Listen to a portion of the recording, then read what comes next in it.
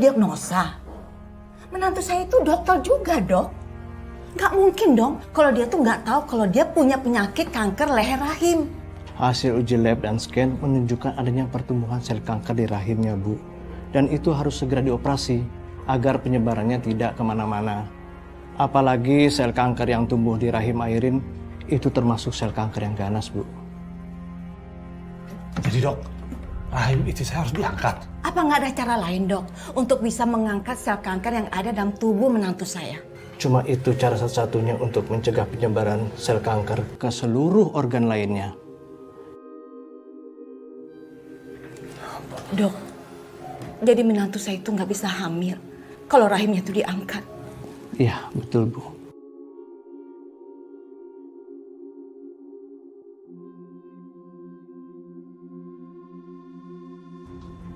Jadi rahimku harus diangkat, Mas. Iya sayang. Cuman itu satu-satunya cara untuk menyelamatkan nyawa kamu.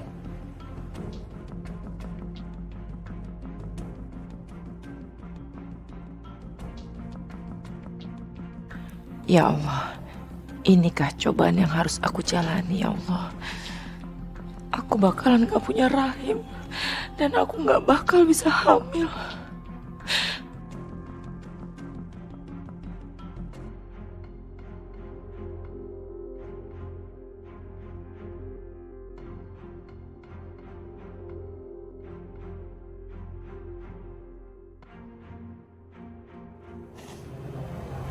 Tolong jangan beritahu ibuku soal sakit ini.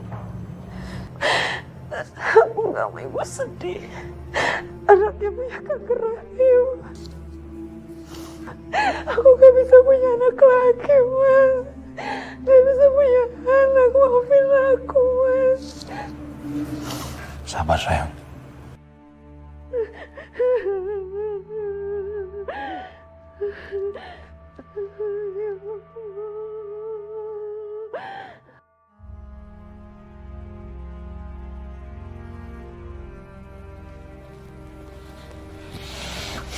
Assalamualaikum, Bu. Roy, ngapain kamu jemput Airin? Dia kan bisa pulang sendiri. Pekerjaan kamu tuh lebih penting untuk diurusin, Roy. Maaf, Bu. Ini Airin yang salah. Tadi Airin yang minta Mas Roy jemput Airin di rumah sakit. Harusnya kamu tuh mengerti. Suami kamu ini banyak kerjaannya, banyak yang diurusinnya. Ini malah minta jemput dari rumah sakit. Pulang sendiri, apa susahnya sih? Iya, Bu. Maaf. Roy, kamu dengerin Ibu ya. Mulai saat ini, kamu fokus dengan kerjaan kamu. Mengenai Airin, biar aja dia ngurusin dirinya sendiri.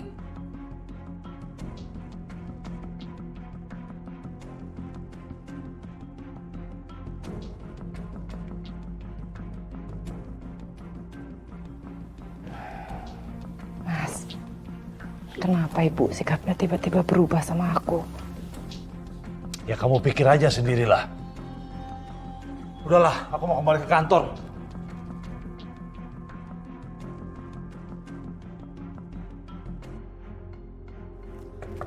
Mbak Airin? Mbak Airin? Ada apa? Di luar ada orang dari kampung sebelah. Mau minta tolong, katanya istrinya mau melahirkan. Ya udah. Saya siap-siap dulu ya. Ya, saya tunggu di depan ya, Mbak. Ya.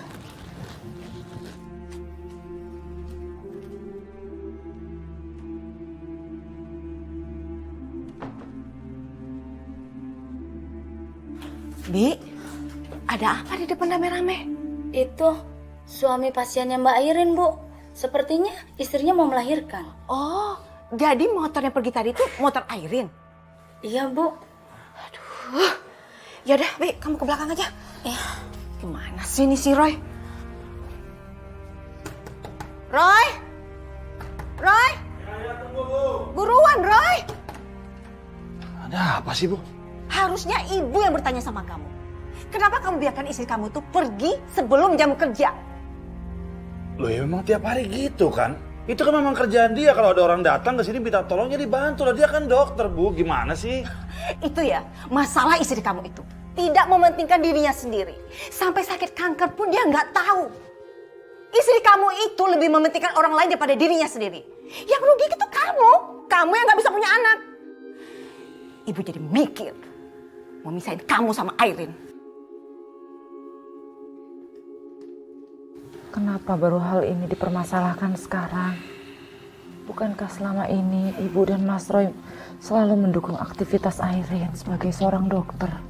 Ya, tapi kan kamu juga harus mikirin diri kamu sendiri dong. Jangan cuma mau nolongin orang lain, kesehatan kamu sih kamu telantarkan. Mikirin diri sendiri seperti apa, Mas? Airin ini kan dokter, punya kode etik.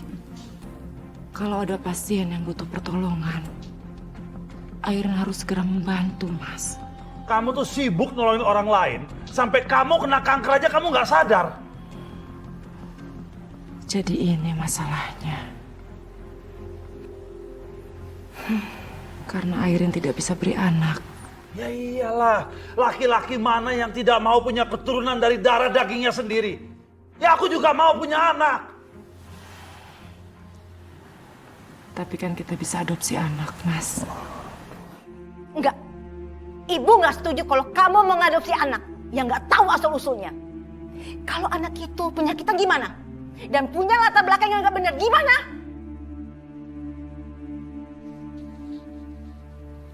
Maaf, Bu. Semua anak yang terlahir itu tidak berdosa. Semua tergantung orang tuanya. Bagaimana membesarkan anak-anaknya. Kalau memang anak yang diadopsi itu terkena penyakit, memang sudah takdirnya yang harus kita jalani, Bu. Dengar ya kamu Airin. Jangan ajarin ibu tentang baik dan buruknya. Pokoknya, ibu mau punya cucu darah daging menantu ibu sendiri. Paham kamu? Masih untung kamu tuh tidak diceri sama Roy.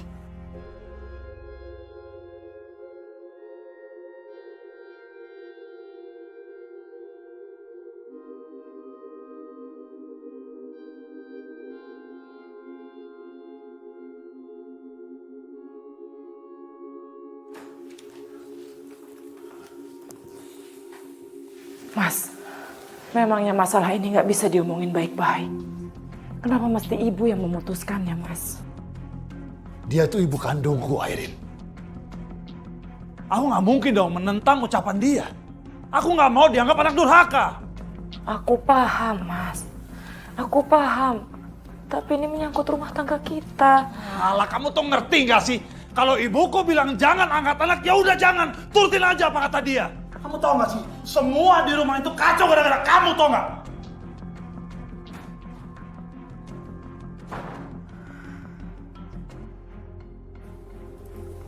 Ya Allah.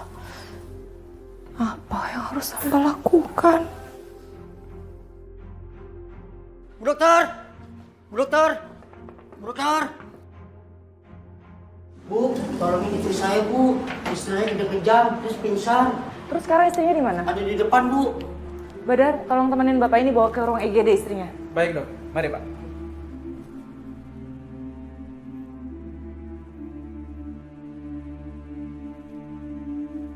Suster. Ya, Dok. Kamu tolongin saya panggil dokter Hari ya buat tanganin pasien yang barusan. Baik, Dok. Makasih ya. Assalamualaikum Tante Dian. Waalaikumsalam. Airin, jangan lupa nanti datang ya. Tante sudah bikin masakan kesukaan kamu. Loh, memang lagi ada acara apa hari ini Tante? Kok kamu malah balik nanya? Memangnya ibu mertua kamu nggak ngomong kalau nanti malam ada arisan keluarga di rumah tante?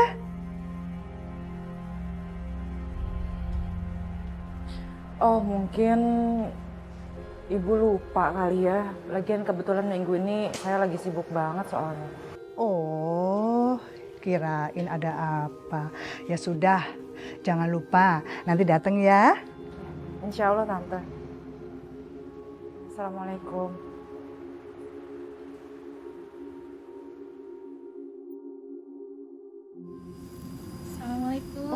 Waalaikumsalam. Masya Allah, Fitri, apa kabar kamu? Alhamdulillah kabar baik, Mbak. Oh iya, Umi. Umi, Aisyah mau tanya sama Umi. Sebenarnya ini tanya sambil cerita, Mi. Boleh kan? Boleh. Kenapa sayang? Bu Dokter Airin divonis mandul, tidak bisa punya keturunan, Mi. Tapi Bu Dokter Airin diperlakukan secara tidak baik oleh suami dan mertuanya. Padahal dia sudah berusaha untuk menawarkan adopsi anak. Menurut Umi, apa yang harus dilakukan oleh seorang perempuan yang divonis tidak bisa punya keturunan dan diperlakukan tidak baik oleh mertua dan suaminya sendiri, Umi? Astagfirullahaladzim. Jadi seperti itu ya, Neng, cobaan yang dihadapin oleh Dokter Airin. Iya, Umi. Fatimah juga kaget dengar seperti itu. Terus kelanjutannya bagaimana, Umi? Jadi kalau menurut Umi yang harus dilakukan ya pertama sabar terhadap takdir yang Allah berikan. Sebab Allah itu memberikan sesuatu pasti yang terbaik. Biyadikal khair. Apapun yang Allah berikan itu pasti yang terbaik. Makanya ya mudah-mudahan Dokter Airin tetap tabah. Yang kedua jangan lupa terus berdoa, terus berdoa. Kenapa? Karena doa itu pertama bisa merubah takdir, sayang. Yang kedua, doa itu adalah muhul ibadah, puncak daripada ibadah. Ya, kita doakan aja mudah-mudahan Dokter Airin tabah ya.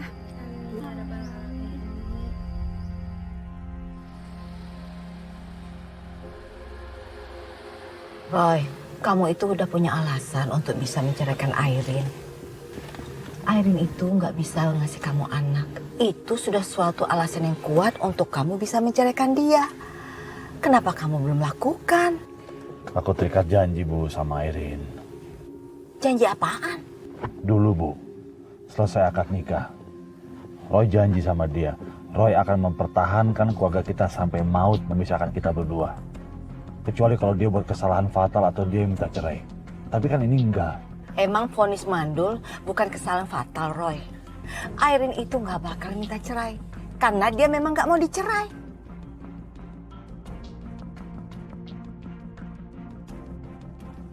Hai,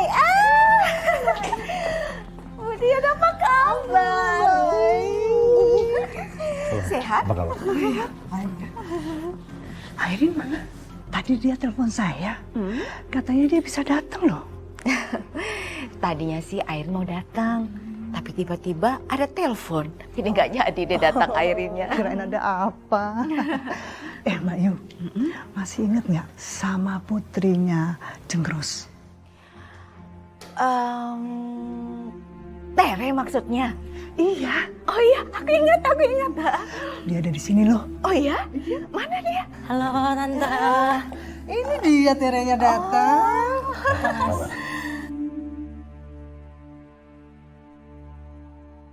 Mudah-mudahan Tere belum menikah. Biar aku bisa nikahkan dia sama Roy. Ya Allah, ya Tuhanku.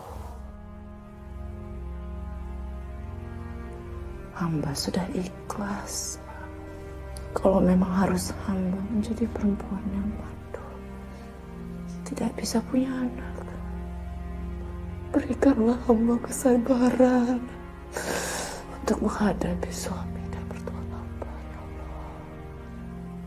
Tere, sebentar ya. Tante mau ngomong gitu ya. Ayo Roy, mari. Kenapa Tante? Tante mau nanya. Iya Tante. Tere udah menikah. Tere belum nikah Tante. Benar. Benar, Tere nggak bohong Tante. Tere belum nikah. Sepertinya kamu sama Roy emang berjodoh, Re. Oh iya, kamu mau nggak kalau Tante jodohin sama Roy? Loh, bukannya Mas Roy sudah menikah sama Airin Tante? Iya sih, tapi rumah tangga mereka ada masalah. Udah nggak bisa dipertahankan lagi. Memangnya kenapa ya Tante? Airin itu nggak bisa memberikan Roy anak karena rahimnya udah diangkat. Dia kena kanker rahim. Oh, jadi gitu. Iya, maka dari itu Tante pingin mereka berpisah.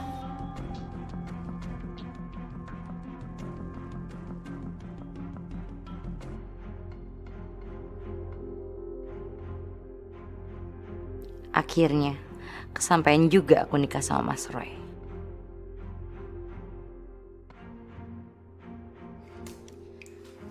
Ibu, maaf, ada tamu non Tere di luar. Oh ya? Suruh masuk, Bi. Baik. Iya. Tere, kayaknya aku pernah dengar nama itu deh. Pasti ibu kan yang undang Tere ke sini. Baru juga semalam ketemu, Bu. Iya, Roy. Senang aja ngobrol sama Tere.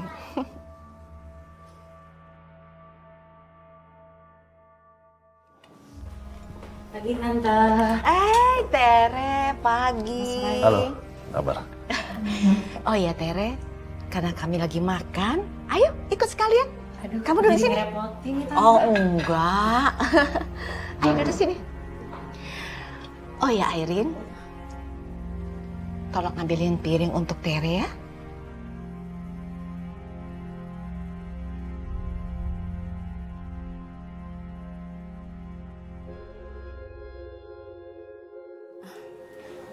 Ibu, biar saya aja ambil piringnya. Bi, saya nyuruh Airin yang ngambilin piring untuk Tere. Kenapa Bibi yang nyolot? Biar Bi saya aja yang ambil.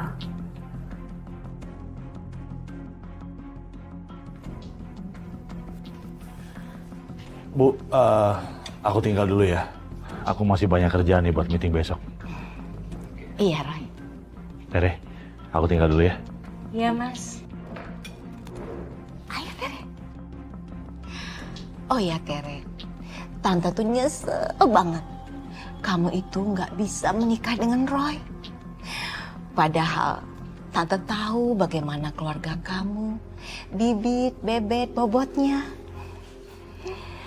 Ah, Tante, bisa aja. Enggak lah, Re. Tante tuh nggak bohong.